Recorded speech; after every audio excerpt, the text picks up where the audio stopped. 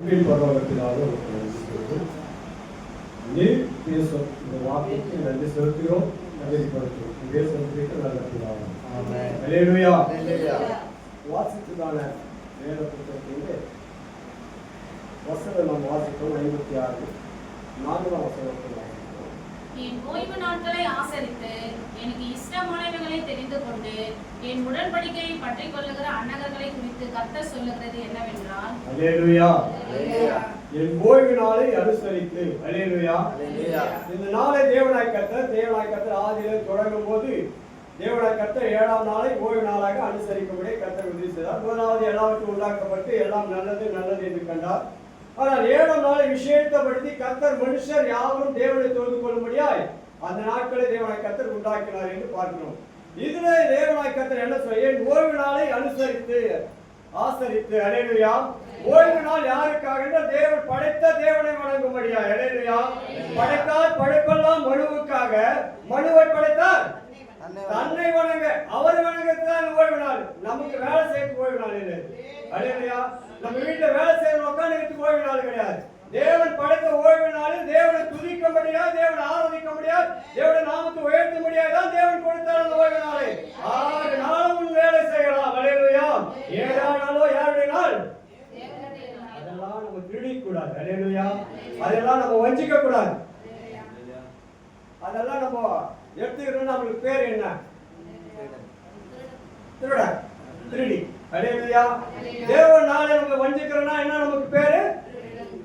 அந்த பேர் நமக்கு இருக்கக்கூடாது. அல்லேலூயா. அப்படியானால் ஆசரித்து எனக்கு இஷ்டமானதை, யாருக்கு இஷ்டமானதை? எனக்கு இஷ்டமானதை தெரிந்து கொண்டு என் உடன்படிக்கை யாருக்கு இஷ்டமானது? எது? தேவனை ஆராதிப்பது. அல்லேலூயா. தேவனை துதிப்பது. அல்லேலூயா. தேவனை கர்த்தர் சொன்னார், தாவீது எனக்கு இஷ்டமானதை செய்வான். அதனால யாரை தெரிந்து கொண்டாராம்? தாவீது. ஏனென்றால் அவன் தனக்கு இஷ்டமானதை செய்வான். அல்லேலூயா.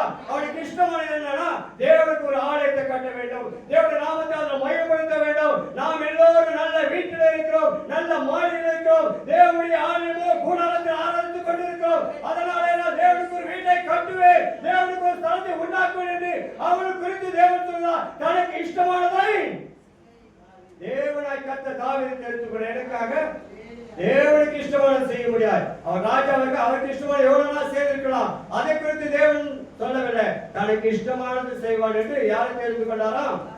அப்படி நம்மளெல்லாம் கூட தெரிந்து கொண்டதற்காக அவருக்கு இஷ்டமான செய்தி, நமக்கு இஷ்டமான செய்திக்கு இல்ல. நாத்தியம் மட்டும் நமக்கு இஷ்டமான செய்யாதீங்க தயவு செய்து. அல்லேலூயா.